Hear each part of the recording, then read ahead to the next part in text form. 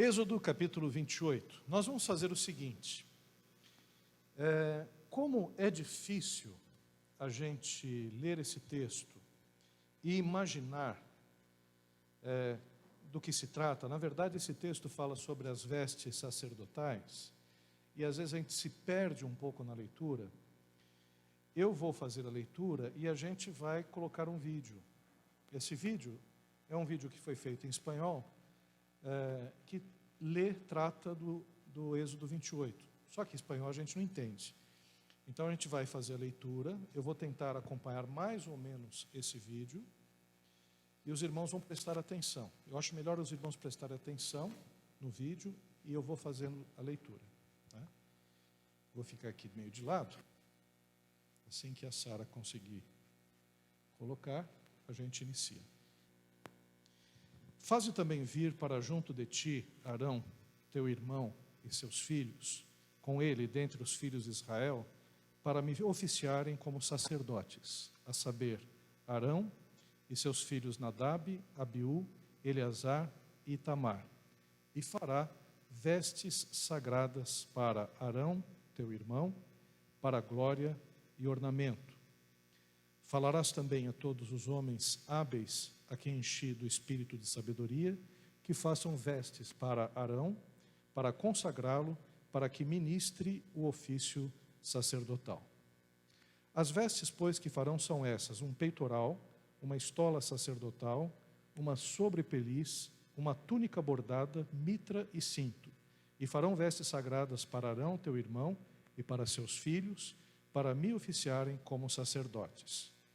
Tomarão ouro, estofo azul, púrpura, carmesim e linho fino, e farão a estola sacerdotal de ouro e estofo azul e púrpura e carmesim e linho. E fino retorcido, terá duas ombreiras que se unam às suas extremidades, e assim se unirá. E o cinto de obra esmerada, que estará sobre a estola sacerdotal, será de obra igual, da mesma obra de ouro, estofo azul, púrpura, carmesim e linho fino retorcido. Tomarás duas pedras de ônix e gravarás nelas os nomes dos filhos de Israel. 6 de seus nomes numa pedra, e os outros 6 na outra pedra, segundo a ordem do seu nascimento. Conforme a obra de lapidador, com lavores de sinete, gravarás as duas pedras com os nomes dos filhos de Israel, engastadas ao redor de ouro as farás. E porás as duas pedras nas ombreiras da estola sacerdotal por pedras de memória aos filhos de Israel, e Arão levará os seus nomes sobre os seus ombros para a memória diante do Senhor. Farás também engastes de ouro, 2 correntes de ouro puro, obra de fieira, e a farás, e as correntes de fieira prenderás nos engastes.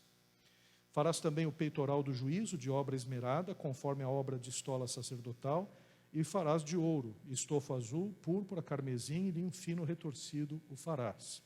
Quadrado e duplo será de 1 palmo o seu comprimento, e de 1 palmo a sua largura. Colocarás nele engaste de pedras, com 4 ordens de pedras: ordem de sárdio, topázio, carbúnculo será a primeira ordem. A segunda ordem será de esmeralda, safira e diamante. A terceira ordem será de jacinto, ágata e ametista. E a quarta ordem será de berilo, ônix e jaspe.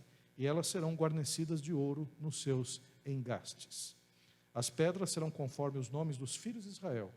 12, segundo os seus nomes, serão esculpidas como sinetes, cada uma com o seu nome para as 12 tribos.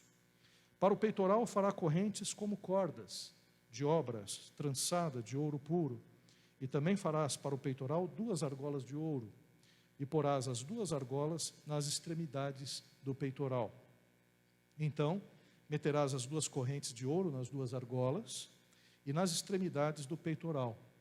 As 2 pontas das correntes prenderás nos 2 engastes e as porás nas ombreiras da estola sacerdotal na frente dele. Farás também 2 argolas de ouro e porás nas 2 extremidades do peitoral, na sola interior, junto à estola sacerdotal. Farás também 2 argolas de ouro e as porás nas 2 ombreiras da estola sacerdotal, abaixo, na frente dele, perto da sua juntura, sobre o cinto de obra esmerada de estola sacerdotal. E ligarão o peitoral com as suas argolas, as argolas da estola sacerdotal, por cima com uma fita azul, para que esteja sobre o cinto da estola sacerdotal. E nunca o peitoral o separará da estola sacerdotal. Assim, Arão levará os nomes dos filhos de Israel no peitoral do juízo, sobre o seu coração, quando entrar no santuário para a memória diante do Senhor continuamente. Também porás no peitoral do juízo o Urim e o Tumim. Deixa eu só chegar no Urim e o Tumim. Urim e o Tumim, para que estejam sobre o coração de Arão quando entrar perante o Senhor. Assim Arão levará o juízo dos filhos de Israel sobre o teu coração diante do Senhor continuamente. Farás também a sobrepeliz da estola sacerdotal toda de estofo azul. No meio dela haverá uma abertura para a cabeça, será debruada essa abertura como a abertura de uma saia de malha, para que não se rompa. Em toda a orla das sobrepeliz farás romãs de estofo azul, e púrpura, e carmesim, e campainhas de ouro no meio delas. Haverá em toda a orla da sobrepeliz uma campainha de ouro e uma romã, outra campainha de ouro e outra romã. Esta sobrepeliz estará sobre Arão, quando ministrar, para que se ouça o seu sonido, quando entrar no santuário diante do Senhor, e quando sair, e isso para que não morra. Farás também uma lâmina de ouro puro, e nela gravarás, à maneira de gravuras de sinetes, santidade ao Senhor. Atá-la-ás com um cordão de estofo azul, de maneira que esteja na mitra, bem na frente da mitra estará, e estará sobre a testa de Arão, para que Arão leve a iniquidade concernente às coisas santas que os filhos de Israel consagrarem em todas as ofertas de suas coisas santas. Sempre estará sobre a sua testa, a testa de Arão, para que eles sejam aceitos perante o Senhor. Tecerás quadriculada a túnica de linho fino, e farás uma mitra de linho fino e um cinto de obra de bordador. Para os filhos de Arão, farás túnicas e cintos e tiaras, e faloás para glória e ornamento. E com isso vestirás Arão teu irmão, bem como seus filhos, e os ungirás, e consagrarás, e santificarás, para que me oficiem como sacerdotes. Faz-lhes também calções de linho, para cobrirem a pele nua, irão da cintura às coxas, e estarão sobre Arão e sobre seus filhos, quando entrarem na tenda da congregação, ou quando se chegarem ao altar, para ministrar no santuário, para que não leve iniquidade e morram. Isso será estatuto perpétuo, para ele e para a sua posteridade depois dele. Até aqui. Nós vamos orar nesse instante. Feche os seus olhos. Pai querido, eu quero te agradecer, Senhor, pela tua palavra. Queremos te agradecer, Pai, por esse momento de louvor, de culto a ti, e dessa leitura, Senhor, que nós fizemos sobre as vestes sacerdotais.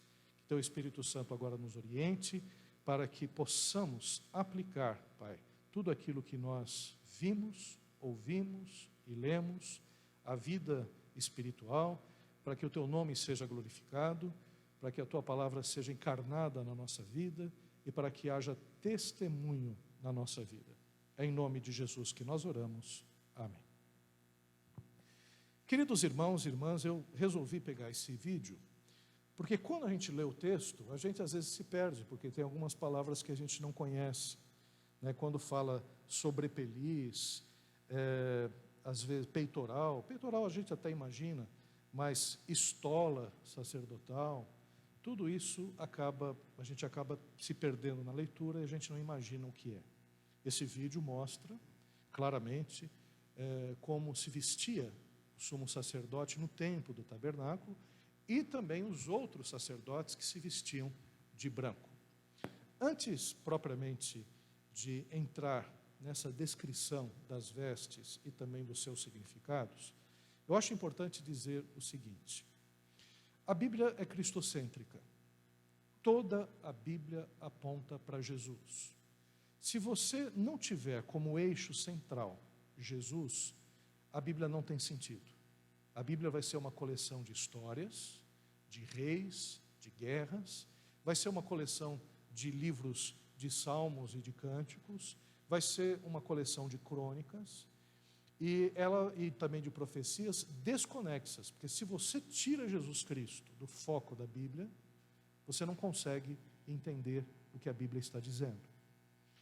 Então, desde Gênesis a Apocalipse, nós temos a pessoa de Jesus, de alguma forma, sendo retratada ou sendo profetizada. Em Gênesis, por exemplo, já está ali a figura de Jesus quando há o pecado do homem e da mulher, e Deus, ele chega e fala para a mulher, que da semente da mulher virá aquele que há de pisar na cabeça da áspide, e ela ferirá o calcanhar. Então já está profetizando que a semente da mulher quer dizer um homem, né? Um homem santo. Na verdade, muito mais do que um homem, o Deus encarnado em homem, que vai pisar na cabeça da serpente.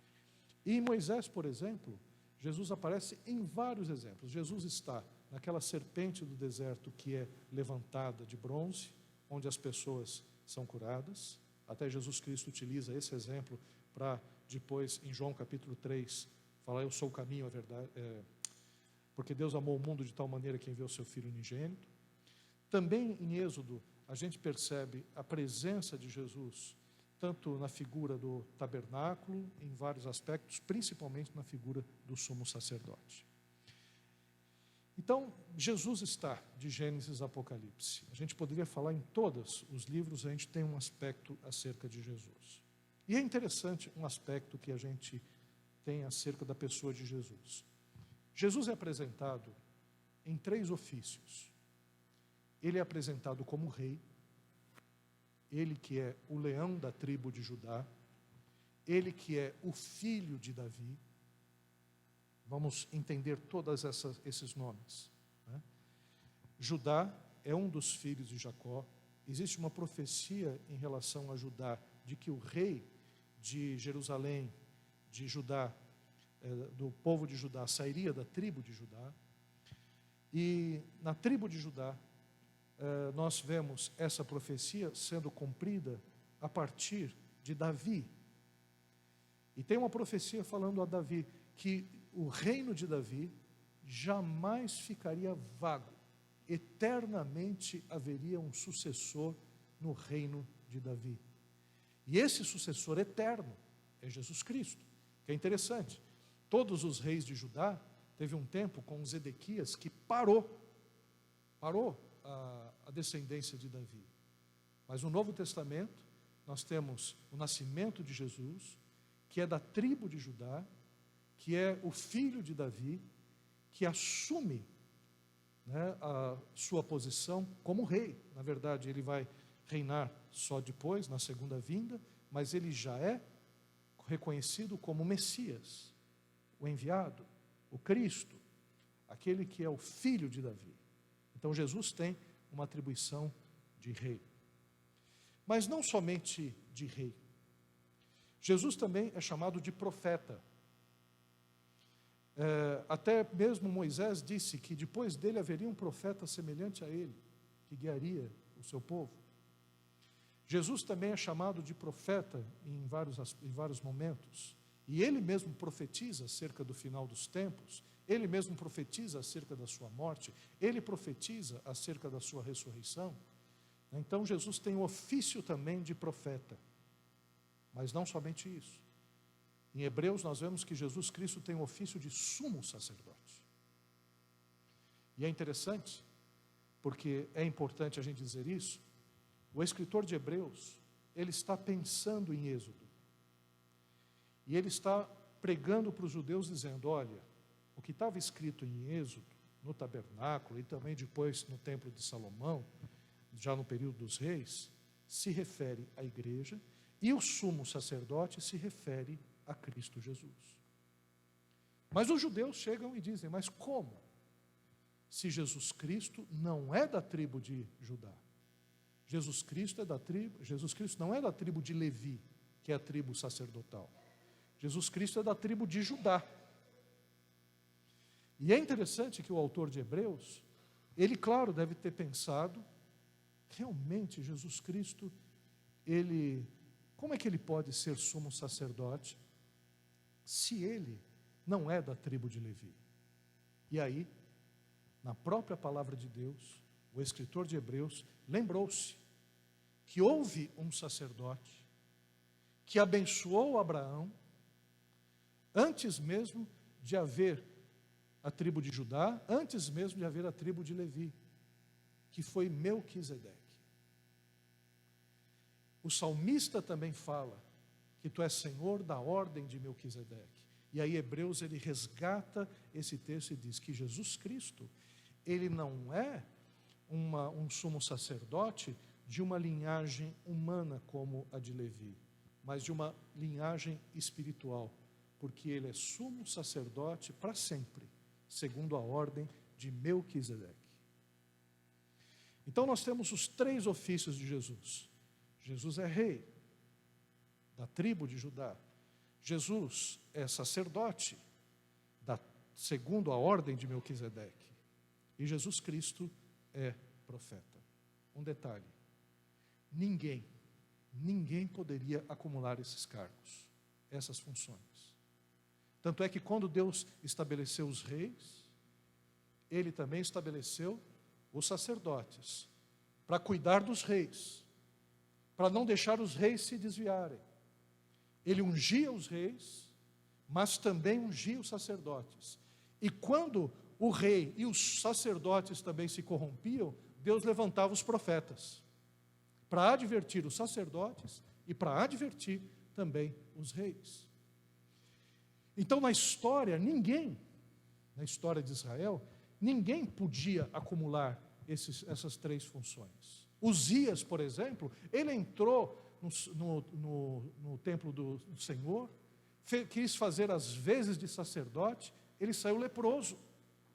E Uzias era um grande rei, uma pessoa que fez boas coisas, era o rei na época de Isaías, um rei próspero, mas que quis confundir as coisas, quis ser um sacerdote. E ele acabou, também sofrendo a consequência disto. Agora, em Jesus Cristo, nós temos o rei, nós temos o sacerdote e nós temos o profeta. Por que tudo isso é importante de saber? Porque quando nós lemos esse texto, aí nós começamos a entender que aquele sumo sacerdote, que era da tribo de Levi, que era imperfeito, que ele buscava vestir as roupas de sumo sacerdote justamente para servir o povo e fazer um contato com Deus, apresentar o povo a Deus, para que o povo fosse abençoado, fazer os sacrifícios, ele era imperfeito. Mas as roupas, todo o significado daquilo que ele vestia e da sua atuação, estava se referindo àquele sumo sacerdote que haveria de vir. Aquele que é sumo sacerdote segundo a ordem de Melquisedeque. Aquele que fez o sacrifício perfeito, porque ele, além de sumo sacerdote, ele mesmo foi o sacrifício. E ele é o que faz a mediação perfeita entre nós e Deus. Então o escritor de Hebreus teve esse cuidado para analisar justamente esse texto. E eu gostaria apenas de destacar alguns aspectos da roupa que nós acabamos de ver. A roupa que nós vimos do sumo sacerdote, a gente percebe todo o cuidado, que o escritor Moisés, ele descreve essas roupas e esses ornamentos. Por exemplo, ele fala das vestes que são compostas pelo peitoral, que é aquela peça quadrada com as 12 pedras, representando as tribos de Israel. Ele fala sobre uma estola sacerdotal, que é aquela peça toda trançada, que foi feita com vários fios, onde se prende o peitoral. Então aquela peça é como se fosse um avental, um avental que foi tricotado, com aquelas cores, aquelas linhas diferentes, e o peitoral à frente. Além do peitoral e da estola sacerdotal, desse avental, uma sobrepeliz, azul, uma túnica bordada, que é branca, a mitra, que é o chapéu, e o cinturão, que também é feito com aquelas linhas trançadas. Então, essa era a roupa do sumo sacerdote. Começando por aquela trança, né, que foi feita com fio de ouro, estofo azul, púrpura, carmesim e linho fino. Então, 5 linhas que foram trançadas. E depois você percebe que foram ali tricotadas, tecidas, né? Cada cor tem um significado. O ouro significa, né, a divindade, significa o fato de que aquela peça estava se referindo às coisas celestiais de grande valor. O estofo azul estava se relacionando ao céu, a cor do céu, o azul. A púrpura era a cor dos reis, era a cor da realeza. O carmesim era a cor do sangue, que indicava o sacrifício. E o linho fino, que era branco, simbolizava a santidade. Então, em cada aspecto da roupa do sumo sacerdote, você tem um significado. A divindade, também a divindade, o aspecto celestial no estofo azul, a púrpura, que era a realeza, o carmesim, que era o sacrifício, e o linho fino, que simbolizava a santidade. Essas linhas também, e essas cores, são as cores do tabernáculo também. São as cores nas quais, por exemplo, o véu que fazia a separação do Santíssimo Lugar e do Santo Lugar, também era tecido com essas cores. A cobertura do tabernáculo também tinha uma espécie de, que era uma espécie de cabana, tinham os tecidos também com essas cores. E o portão também, o pórtico, né, da entrada do tabernáculo, também tinha essas cores, justamente para focalizar essa ideia que estava por detrás do tabernáculo. Além dessas cores, que eram tecidos a estola sacerdotal, diz o texto que essa estola sacerdotal seria feita então de ouro, estofo azul, púrpura, carmesim, linho fino retorcido e obra esmerada. E junto a essa estola sacerdotal haviam 2 pedras com os 6 nomes à direita e 6 nomes à esquerda, referente às tribos de Israel, por ordem de nascimento. Então, do primeiro filho, Rúben, até o último filho, que é Benjamim. Então, cada um dos filhos das tribos de Israel, colocadas nas ombreiras. Muitos entendem o seguinte, que o fato do sumo sacerdote se apresentar com as tribos de Israel nas ombreiras, é porque ele simboliza que ele carrega as tribos de Israel, que ele carrega o povo de Deus nos seus ombros, que é a função de Jesus Cristo, porque Jesus Cristo também, como bom pastor, ele carrega as suas ovelhas nos seus ombros. Então a ideia é de que o nosso Deus, o nosso Senhor Jesus Cristo, ele carrega a gente até Deus, ele nos apresenta até Deus, carregando, representando a gente na presença do nosso Senhor. Então é interessante porque essas pedras, elas são colocadas aqui. A gente até imagina, né? Por que tem essas 2 pedras com os nomes nas ombreiras, se você tem uma repetição? Porque você tem as 12 pedras à frente também. Mas é justamente para que se estabeleça essa ideia de que o sumo sacerdote, no nosso caso, Cristo Jesus, carrega a todos nós nos seus ombros. O outro aspecto que nós vemos nessa roupa sacerdotal, que é justamente a questão das pedras, das 12 pedras, que são feitas num capricho, né? Impressionante.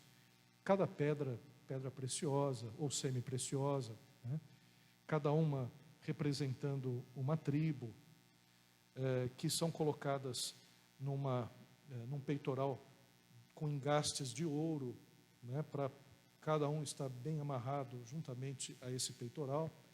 E aí a ideia, porque você tem o sumo sacerdote, que se apresenta a Deus uma vez por ano, vai ao Santíssimo Lugar, ao Santo dos Santos, em frente da Arca do Concerto, esparge o sangue do cordeiro que foi imolado na tampa do propiciatório da arca, na tampa que fecha a arca, e ali ele apresenta o povo de Israel a Deus. Então ele está entrando ali, diante de Deus, da presença do Senhor, representando as tribos. Jesus Cristo, é Ele que se apresenta diante do Pai e nos apresenta como nosso advogado perante o Senhor. Ele faz a mediação, porque quando Deus olha para a gente, Ele não olha para os nossos pecados, Ele não olha para as nossas falhas, Ele não olha para as nossas imperfeições, Ele olha para o sangue de Cristo que foi derramado na cruz do Calvário. Ele olha para a figura do sumo sacerdote que nos representa diante de Deus. E quando nós olhamos para Deus, nós também olhamos para o sumo sacerdote, que é Cristo Jesus. É Ele que é o nosso único caminho até Deus. Ele é o nosso mediador. Então Jesus Cristo se coloca como representante da raça humana, porque tem um aspecto muito interessante, porque aí vai outro ofício de Cristo também, outra necessidade do ministério de Cristo. Era necessário que um homem representasse a humanidade. O primeiro Adão, que foi aquele que nós conhecemos, ele pecou, e por isso o pecado se espalhou por toda a humanidade, e nós passamos agora a morrer. Agora, o segundo Adão, o último Adão, Jesus Cristo, ele, com o seu sacrifício na cruz do Calvário, ele nos trouxe a justiça de Deus, a vida eterna em Cristo Jesus. E era necessário que fosse um homem, porque foi um homem que pecou, e foi necessário que um homem morresse pelos nossos pecados, sem merecê-lo, como aconteceu com Cristo, na cruz do Calvário. Foi necessário que Deus se fizesse homem, para poder cumprir a lei de Deus, porque na lei de Deus a alma que pecar, essa morrerá. Nós estávamos fadados ao inferno, nós estávamos fadados à morte eterna, a não termos mais nenhum relacionamento com Deus. Mas Jesus Cristo, Ele justamente morreu a nossa morte, Ele simplesmente morreu pelos nossos pecados, para que nós pudéssemos ter a sua vida, através do seu sangue. Ele injetou vida em nossas vidas, e assim hoje nós somos salvos e teremos a eternidade com Deus. Então era necessário que acontecesse que Jesus Cristo fosse homem, que Deus se fizesse homem, não usasse as prerrogativas divinas, se esvaziasse da sua glória, para que pudesse se encarnar e viver no ventre de uma mulher, como Maria, durante 9 meses.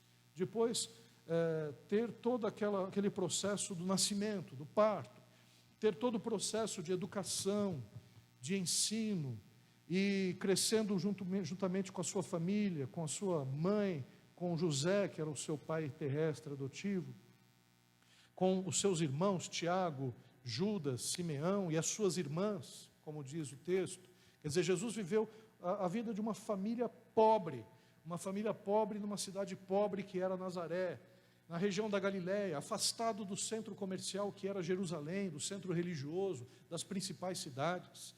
Ele tinha uma profissão que era uma profissão simples, que era a profissão do seu pai, aqui na terra, José, que era de marceneiro, então carpinteiro. Então nós temos Jesus Cristo passando por todo esse processo, vivendo como homem, mas como diz Hebreus, com uma diferença: sem pecado, porque não houve pecado em Jesus, e por isso Ele é o sacrifício perfeito por todos nós.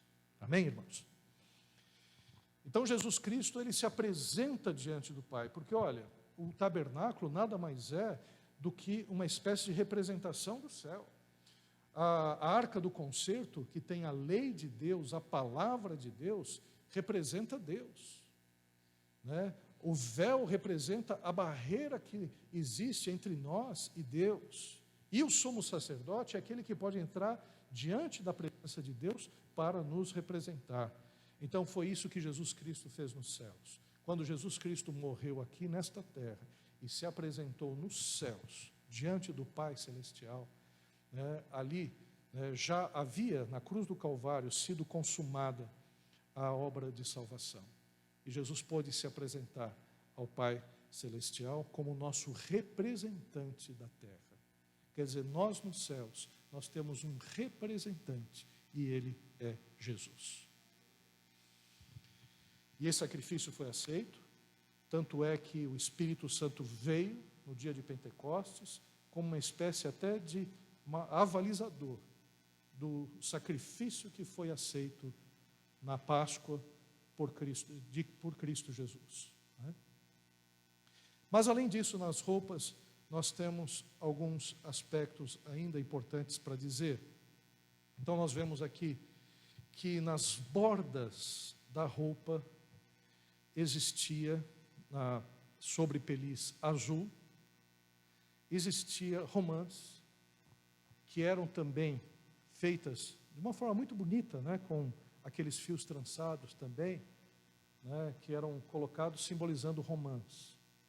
E sinetes, que são guizos de ouro que foram colocados na roupa. Dois aspectos interessantes. A romã, já no Oriente Médio, representava a fruta mais frutífera, digamos assim.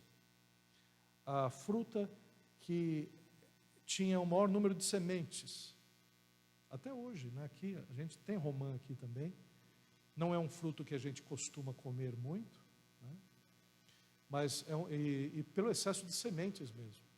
Não dá nem vontade de comer, preferível comer uma mexerica. Tem meia dúzia de sementes. Hoje já tem até mexerica e laranja sem semente, né? As coisas esquisitas que o pessoal faz com engenharia genética. Mas a romã, ela representa muita semente. Muita semente. E a ideia de produtividade, de fruto principalmente. Sumo sacerdote, e aqui é uma representação não só para o sumo sacerdote, mas para a vida cristã, é uma vida frutífera. E aí vem o fruto do Espírito mesmo, que tem características diferentes, que servem justamente para que a gente possa, através da nossa vida, representar a salvação em Cristo Jesus. Mas não somente isso, porque o sinete também representa o testemunho, fruto e testemunho, porque o sinete está apresentando um som, está aclamando alguma coisa, está chamando a atenção, e a ideia do testemunho. Nós estamos chamando a atenção das pessoas através da nossa vida, através dos frutos. Então, ao lado do fruto, um sinete. Ao lado do fruto, um sinete. Quer dizer, o nosso testemunho está sempre representado através dos nossos frutos. E um aspecto importante também, e aí já muito prático, porque o sinete na roupa do sumo sacerdote, isso foi traduzido, é interessante que não está na Bíblia, mas está nos textos judaicos, é de que o fato de haver som na roupa do sumo sacerdote, é para que quando ele entrasse no Santo dos Santos, e ele fosse uma pessoa indigna e morresse, as pessoas percebessem que ele morreu lá dentro. E era costume, e também não está escrito isso na Bíblia, isso está escrito nos livros judaicos, era costume amarrar uma corda na perna do sumo sacerdote, quando ele entrava no Santo dos Santos. Porque a ninguém era permitido entrar, a não ser o sumo sacerdote. Então, se o sumo sacerdote morresse ali na presença da arca, outros não podiam entrar. Então, a ideia deles, eles se precaveram, é colocar a corda ali, caso desse um piripaque no sumo sacerdote, caso ele não fosse indigno, como usar, né? Lembra de usar? O Davi estava ali, querendo levar a Arca do Concerto para Jerusalém e puseram a Arca do Concerto num carro de boi, coisa que não podia fazer, porque a Arca do Concerto tinha que ser levada por levitas. E no carro de boi teve um jogo, a Arca do Concerto ameaçou tombar, e o Uzá foi amparar a arca. Morreu na hora. Porque somente um sumo sacerdote poderia ter essa função. Aí você fica pensando, poxa, coitado do Uzá, né? Foi querer ajudar, né? Mas não competia a ele. Não competia a ele fazer isso. E outra, o dia que a gente precisar amparar a Deus, né, se aquela Arca do Concerto representava a Deus, o dia que a gente precisar amparar a Deus, a gente muda de Deus, a gente se torna Deus, né? Então, é que nem eu vi isso nesses vídeos aí que o pessoal manda no YouTube, o pessoal levando um santo numa igreja, enorme, tinha quase 1,5 metros, um santo, e 4 velhinhos carregando o santo. Eu acho que um dos velhinhos foi fazer uma graça, porque ele chegou, fez assim, né? E aí escapou o andor, né? O santo caiu, se espatifou no chão. Tinha uma freira que estava ali na frente, ela fez, meu Deus, deu um gemido, e todo o povo ficou ali totalmente assustado, porque o santo deles já tinha quebrado, né? Então eu vejo isso, se naquele momento, né, a Arca do Concerto, ela se espatifasse ou acontecesse alguma coisa, né, que Deus é esse que permite que algo assim aconteça, né? Então Deus não permitiria que acontecesse isso, ele não precisava ser amparado, né, por mãos humanas. Agora, um outro aspecto importante também nessa roupa, nós vemos que era para ser feito também nessa roupa, além das pedras, era para ser feito uma tiara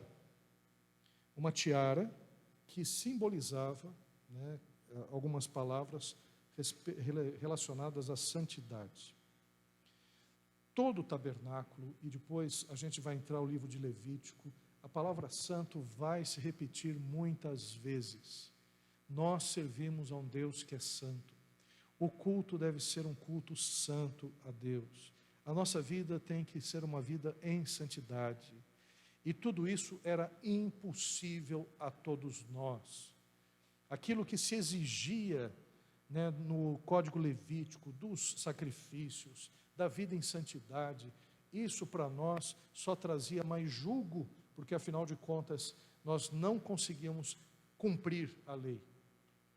E a Bíblia é clara, quem não cumpriu um aspecto da lei, descumpriu a toda. Não havia meio termo, não havia gradação. Eu consigo fazer algumas. Aquele jovem rico, quando apareceu até Jesus, e Jesus disse para ele, né, quando ele perguntou, o que fazer para ser salvo? Jesus Cristo chega, cumpra a lei, né? Cumpra os mandamentos. E ele fala, desde a minha meninice, eu cumpro todos os mandamentos. E Jesus Cristo chegou e disse, então vai, vende os teus bens e dá para os pobres.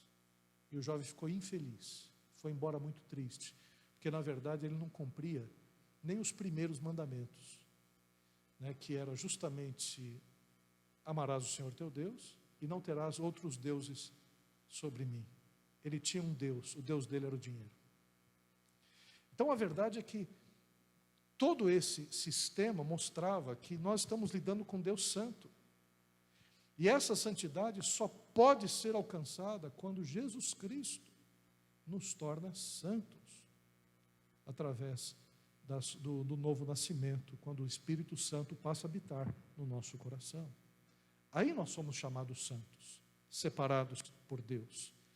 Aí mesmo os nossos erros, os nossos pecados no presente, Deus não se lembra mais, porque a morte de Cristo Jesus na cruz do Calvário não incluiu só os nossos pecados do passado. Estão incluídos os nossos pecados do presente. Estão incluídos os nossos pecados do futuro. Se tem uma coisa que Deus não se lembra na vida da gente, isso é, Ele não faz questão de jogar isso na nossa cara, são os nossos pecados. Deus, no momento em que a gente chegar e começar a falhar em alguma coisa, Deus não vai falar, ó, você já está fazendo de novo pela enésima vez. Ah, lembra quando você era adúltero? Agora você está começando a ir pelo mesmo caminho. Aqueles pecados, Deus não se lembra mais.